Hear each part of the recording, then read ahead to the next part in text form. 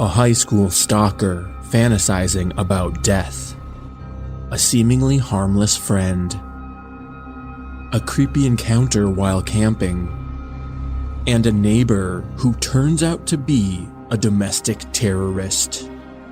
Headphones recommended, listener discretion advised.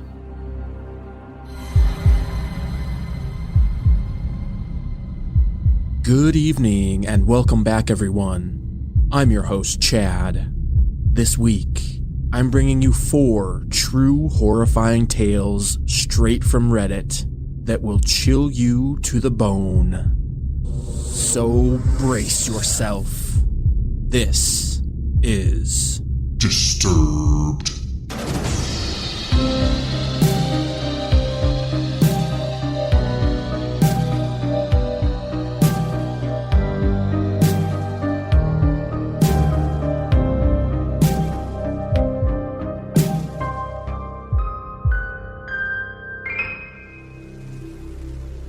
Before we get into it, I have a small request from you listeners.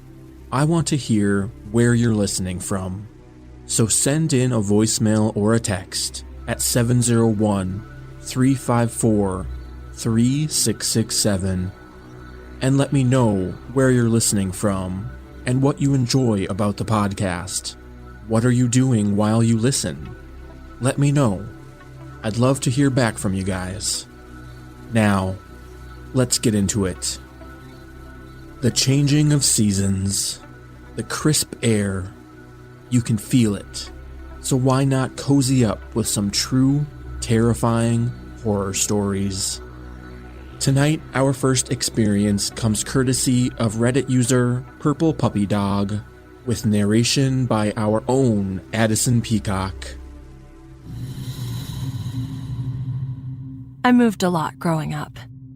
By the time freshman year of high school came around, I had moved 7 or so times and was about 1.5 years into my most recent move. I'd found a pretty close group of friends in middle school, and we all went to high school together. I met him through one of those close friends. They were in band together, and even though he was almost 4 years older than us, we welcomed him into our group. Sam was easily twice my size, tall and heavy-set, and originally kind of intimidating, although I was never afraid of large men before him. Lesson learned. I had kind of a bad home life, and I spent as much time as I could at school, sometimes hanging around the school campus until 6 or 7 at night with this friend group. 3 of us lived in the same direction, and we would walk the half-hour trip together until our paths split.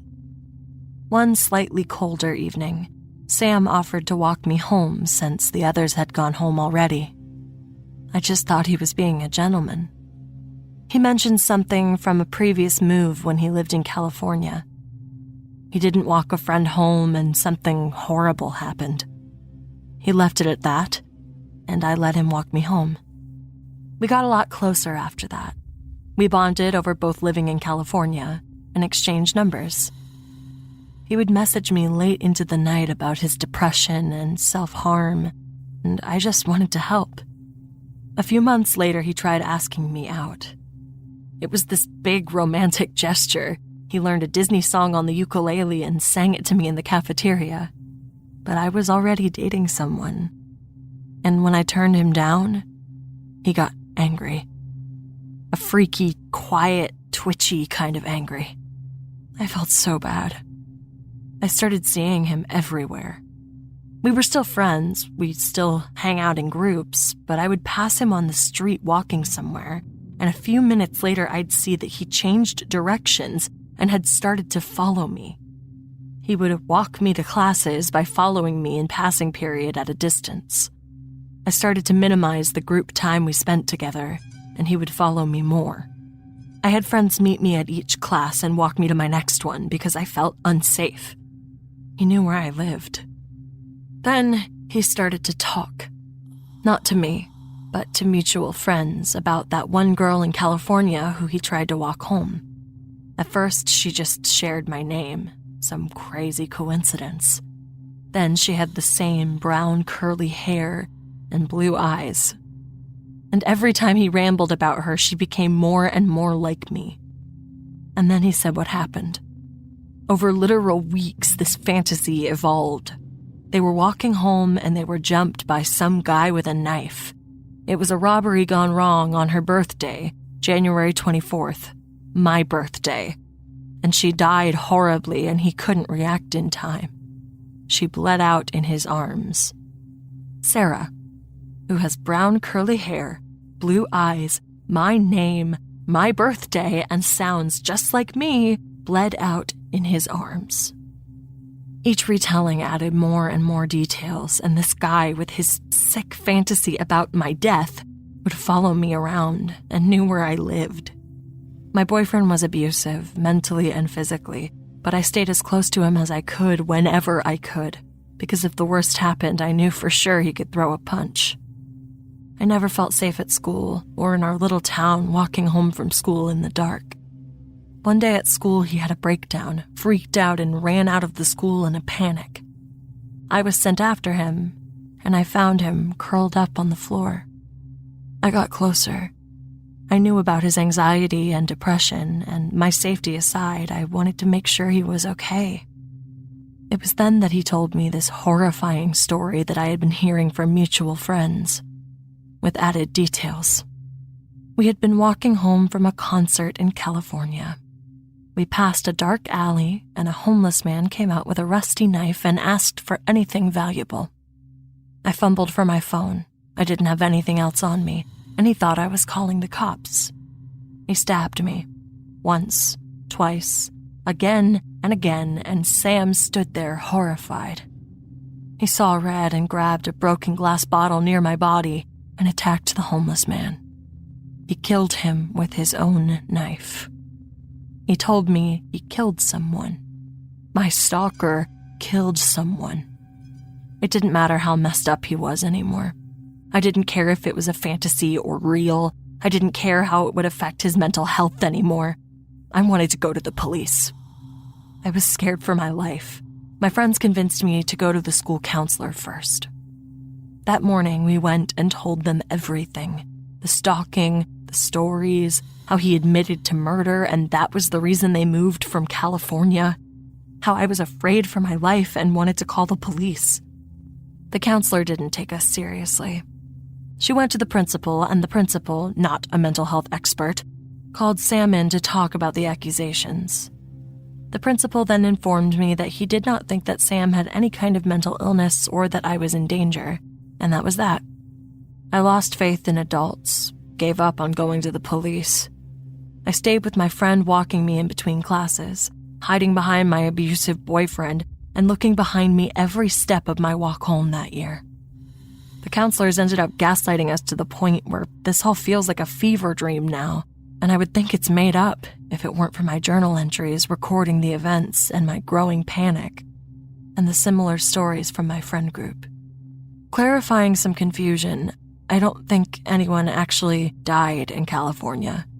I think he's a pathological liar and that he was so deep in a fantasy that he had convinced himself it was real. No, I wasn't physically hurt, but it was emotionally scarring, and the threat that he posed to me was 100% real. Hey, Sam, let's not meet again.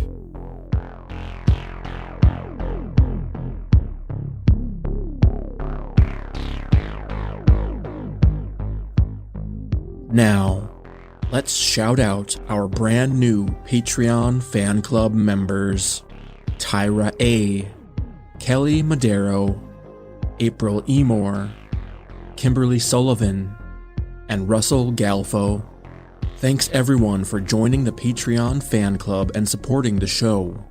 All of them will now enjoy tons of awesome perks, including our bonus episodes of Disturbing Calls. 4 bonus episodes are available to binge right now, with a brand new one in the coming days. If you're curious what else is included for Patreon members, or you want those bonus episodes along with many other perks, visit patreon.com/disturbedpodcast and join for as little as $3 a month to start receiving your benefits today. Again, that's patreon.com/disturbedpodcast. or find the link at the bottom of the show notes. Now, meeting new people can be fun and exciting, but every once in a while, you meet someone who takes things a little too far.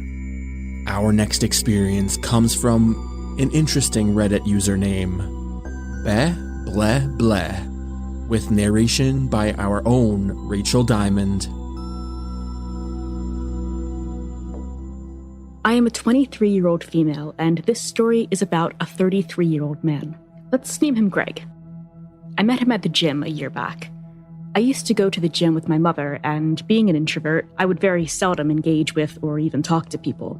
Being in the gym for the last 2 years, I had seen Greg work out and never really caught him staring or even looking at me. He's a well-educated, well-spoken man, and I assumed that interacting with him wouldn't pose any threat to me. One day, Greg walked up to me at the gym and asked to add me on Facebook so he could promote some things regarding his business. I didn't think of it much, as I'm barely active on the platform, and I let him add me. Slowly, our interactions grew in the gym as well as on social media. I was going through a rough patch, so I would often find myself looking for a friend or even more. From the very beginning, my mother did not like Greg because she felt that something was off about him. Nonetheless, I chose to meet him and another mutual friend of ours from the gym for coffee. I wasn't strongly romantically inclined towards Greg, but wasn't overtly opposed to it. At coffee, our conversations were quite general, but while texting, Greg would casually flirt with me, and I'd just ignore it. Big mistake. The more I spoke to Greg, the more I realized that I didn't see any kind of future with him, even as a friend. Eventually, I started backing off and took longer and longer to reply to his texts. I didn't want to blatantly snub him because we went to the same gym, and I wanted to avoid any hostility. Another big mistake. Eventually, we stopped talking. Fast forward 6 months. I got my dream job and posted about it on Facebook. Greg congratulated me and told me he was proud of me. I gave him the benefit of the doubt and started replying to his texts. He again began making flirtatious remarks toward me, but this time I blatantly told him that makes me uncomfortable and I don't want to be involved with him romantically or sexually. Subsequently, the conversation died down and we parted on cordial terms. He would text me messages asking for feedback for some of his work regarding music, but I'd generally ignore them. In July of this year, I got a message from Greg. I was on a list of people to give feedback on his broadcasts, and he was asking me for feedback. I respectfully told him that I'd like to be taken off of the list since I didn't see myself as being qualified enough for giving appropriate feedback. He went off over text, and I did not understand. I asked for context, and he told me he wouldn't give me context except on a phone call. I agreed to call him. Another mistake. We spoke for 2 hours, wherein I made it very clear to him that I see him only as a friend, and if he wants to pursue anything more, he's barking up the wrong tree. He complied and was very respectful throughout. I assumed that there was no harm in talking to him as a friend. For a couple of weeks, we spoke as friends and perhaps as future work partners for a music venue. I was hesitant, and I would shoot down his invitations to meet by making excuses. He was understanding and told me to take my time. After about 3 weeks of being friends again, Greg came clean about his intentions and let me know that he's attracted to me. He began making very sexual remarks towards me, which made me really uncomfortable, and I told him that now I don't feel comfortable even meeting him since we're not on the same page. He was agitated, but told me that if I wouldn't meet him, he doesn't want to talk to me anymore. I thought to myself, good riddance, as I was getting increasingly tired of him calling me every day and telling me about his inflated self-image. He told me that he'll contact me after a year and we could meet then if I reconsidered my feelings towards him. I obliged since I just wanted him out of my life. I was off my phone that day for 6 or 7 hours.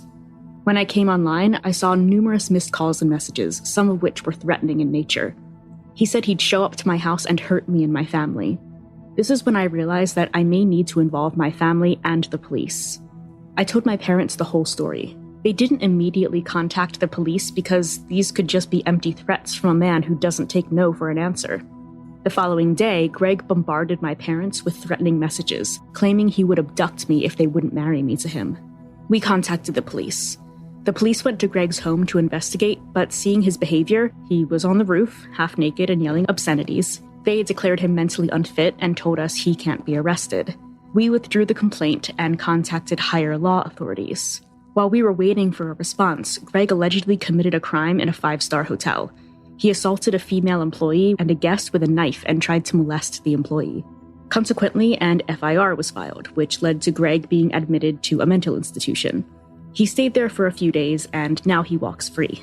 We were able to file another complaint against him, which was taken more seriously this time. However, we were advised not to create a case against him, as he's not yet committed a crime against me and would easily get off on bail. So he still roams free and continues to contact me from unknown numbers once in a while, making me feel I'm under constant threat outside my house.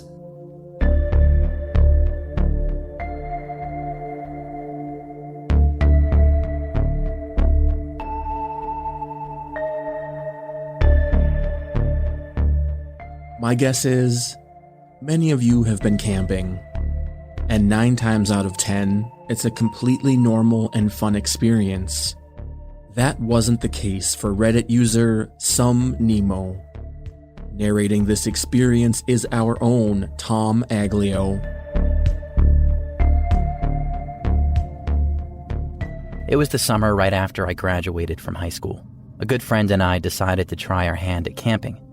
We grew up in the greater Los Angeles area, so our knowledge of the great outdoors was nothing beyond the couple years we had in Cub Scouts of America when we were in elementary school. In other words, we had almost no idea what we were doing. We packed a tent, a couple sleeping bags, supplies, etc., and headed off in his car. Note well that I grew up in the 80s, so this is the time before the wide prevalence of cell phones and the existence of other portable digital devices.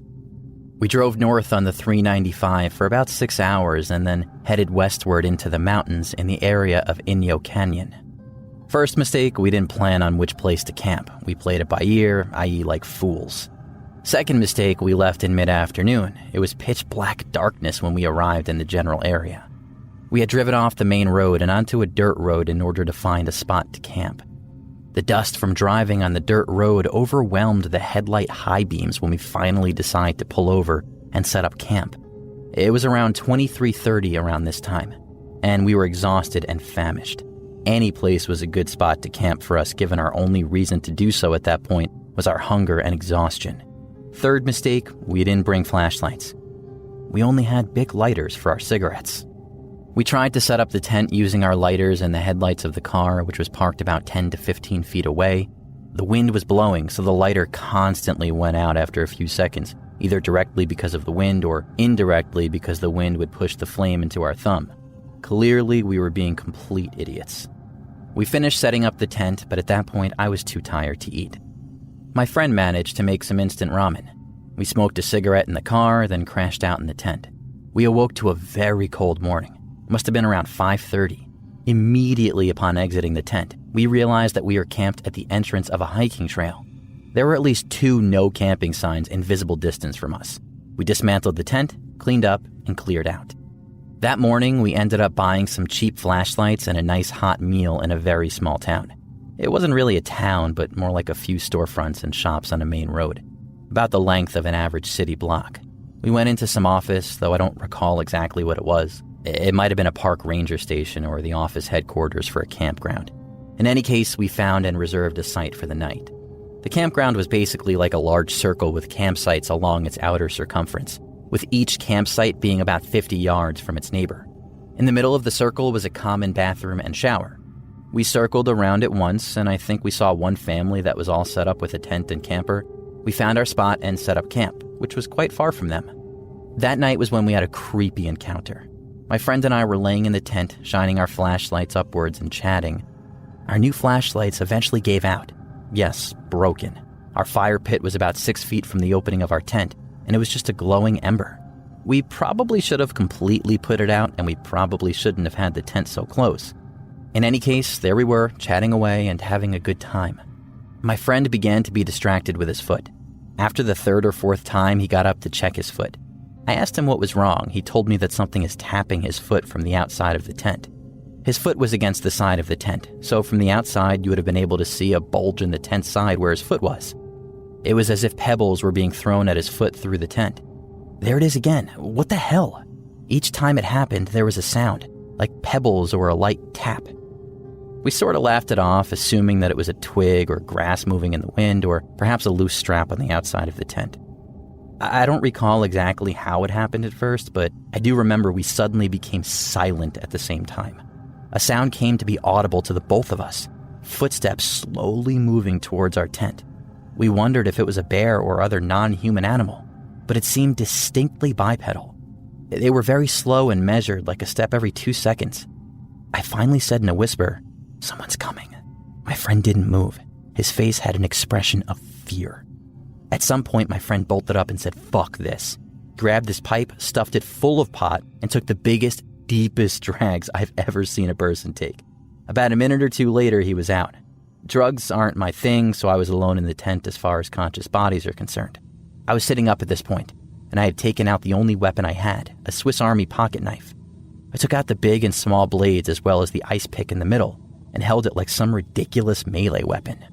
I could see the glowing embers in the fire pit through the sheer nylon material of our tent, and I was able to roughly but barely discern some of the rocks around it. I watched and listened intently. The footsteps came closer and at the same slow pace. With each step, I could hear the dirt and rocks underfoot crunching and grinding.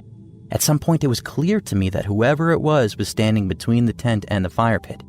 For my fuzzy line of sight to the burning embers through the nylon tent became obscured by something outside the tent. The footsteps stopped right at the front of the tent, about 6 to 8 inches, no more than a foot from the entrance to the tent. It was silent for about 1 minute, and then I heard a click. At exactly the same time, I clearly saw through the nylon tent wall a flashlight turn on. I was able to see not just the flashlight, but the outline of the hand holding it. The flashlight was shining on the zipper entrance into the tent, just inches from the zipper. Blood drained out of my head and my palms instantly became dripping in sweat. I yelled, "Who's there?" There was some fear in my voice, but it was mostly aggressive in tone. Whoever it was, the person immediately turned off their flashlight. I didn't move, but neither did they. The person just stood there, inches from the tent's only entrance. My friend is out, totally unaware of what's going on. Nevertheless, I pretended that he was still awake and whispered just loud enough to be audible to our visitor. "Yes, loaded. There's one in the chamber," as if my friend was awake and asked me about our gun. Fourth mistake, we didn't have a gun or any real weapon for self-defense. It felt like an eternity, but after sitting still for at least 10 minutes, I heard feet slowly turning in the dirt, then slowly walking away from the tent.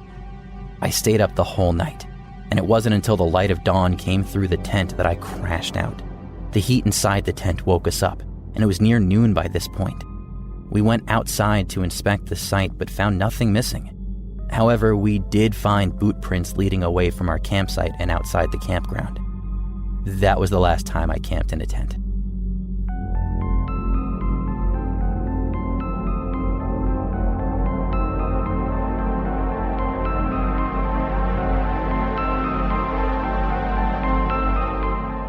And here we are, approaching the tail end of this week's episode. But we're not done yet. Stick around after this brief sponsor break to hear our final terrifying tale of the evening. This episode of Disturbed was made possible by BetterHelp. We discuss some seriously disturbing things on this podcast. That's why we've partnered with BetterHelp. Are you feeling stressed, anxious, overwhelmed? BetterHelp Online Counseling can help. They'll assess your needs and match you with a licensed therapist. Connect in a safe, private, online environment. It's convenient, affordable, and you'll be matched with a counselor within 24 hours. You'll have access to video sessions, phone calls, live chat, and messaging. Every counselor on BetterHelp is licensed by the respective state and has over 3,000 hours of experience. BetterHelp counselors address depression, relationship issues, family conflict, and more. Right now, they're offering Disturbed listeners a special discount. Visit betterhelp.com/disturbed and use code DISTURBED at checkout to receive 10% off your first month. That's betterhelp.com/disturbed. Join over 1 million people taking charge of their mental health. This episode was also made possible by State Bags. State Bags makes beautiful, well-made, inclusively cool products while using the power of business to give back to shift the narrative around social injustice. For every State Bag purchased, State hand delivers a backpack packed with essential tools for success to an American child in need. But their commitment goes beyond simply a material donation. State Bags has your back, and part of that commitment is making a difference in local kids' lives. To get you ready for your commute or wherever you're traveling next, State is offering our listeners 15% off their next purchase at statebags.com using code POD. That's 15% off your next purchase using code POD, P-O-D, at statebags.com. State Bags, they have your back. And finally, this episode was made possible by Hunt a Killer Blair Witch Edition. Experience the supernatural forces of the Blair Witch like never before in this narrative-driven psychological thriller. Every month you'll receive a new box of clues, documents, and ciphers that get you closer to the truth. Uncover the history of Burkittsville in this Blair Witch tabletop role-playing game. Work together with your friends or go it alone to overcome the malevolent forces in this terrifying experience from the makers of Hunt a Killer.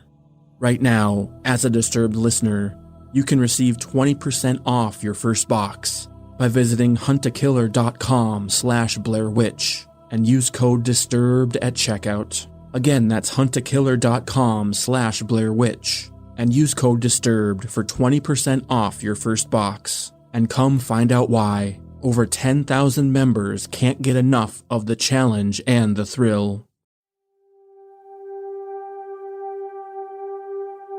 And with that, we've reached our final experience, and it's a doozy. We establish relationships with neighbors of all different kinds. Usually, you think you know them pretty well and would even trust them. But Reddit user Blue Baylor found out that not all neighbors are created equal. Narrating this experience is new guest narrator Charlotte Norup.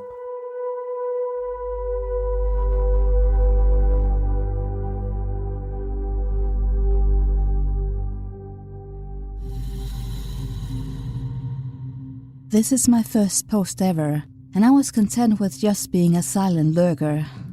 But something happened to me the other night, and I figured I could contribute my own story about how I found out my neighbors are terrorists.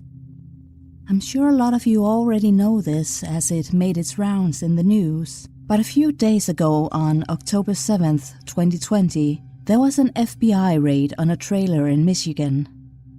This story takes place the night of the raid, around 7:30 p.m.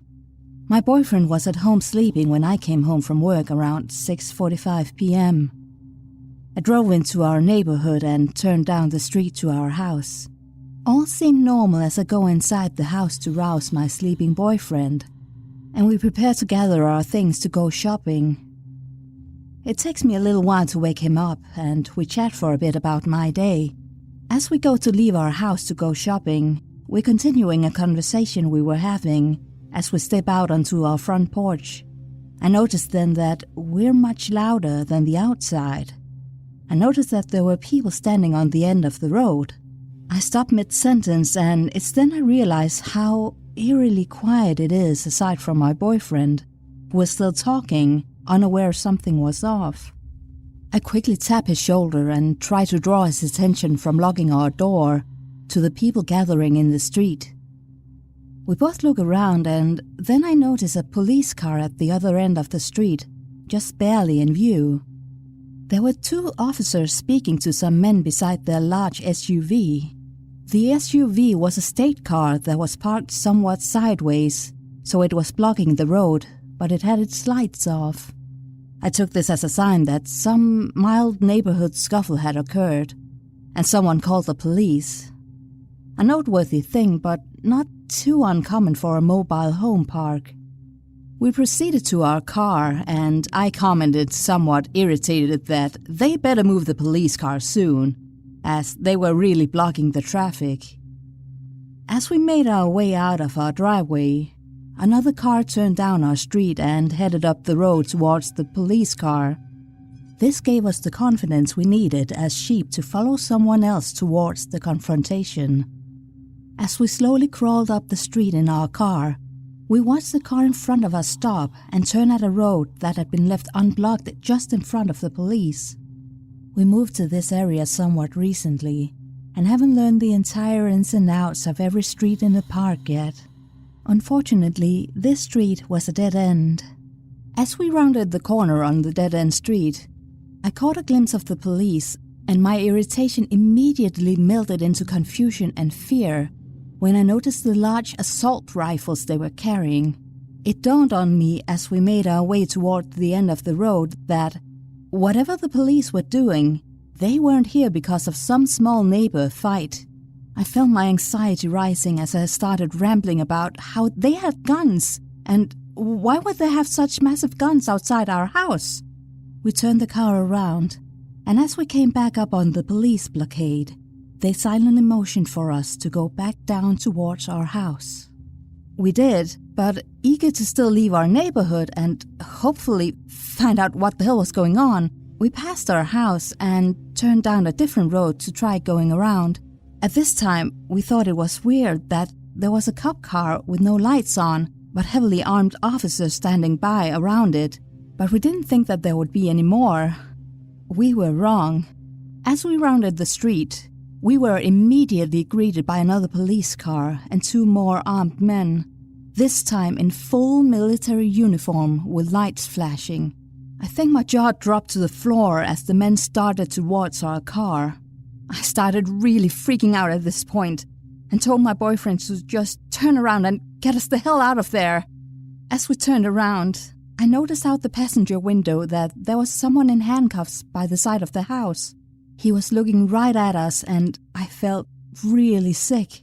We finally found a road that led us out of the park and onto the main road. We got to the grocery store and recounted what had just happened on our trip to go grocery shopping. It took me a full hour to finally stop shaking and process. We thought it was crazy, but assumed it probably was some kind of high-profile drug raid. We found out the next day when the news broke that there were multiple people arrested in a thwarted plot to kidnap our state governor. The raid had taken place approximately 15 to 30 minutes before we left our house, and our dumbasses had no idea. The second time we pulled up on the police blockade, it was right outside the house the raid had taken place at. It really made me stop and reconsider everything that had happened that night, and how suspicious we probably came across. I now have to come to terms with the fact that I live down the street from domestic terrorists, or at least their house, since I assume it's still in their name right now. I've made a point of figuring out multiple routes through our new neighborhood because I realized how dangerous that could be in a more immediate emergency. I don't even want to think about what could have happened if they weren't stopped, and how much crazier that altercation could have been just down the street.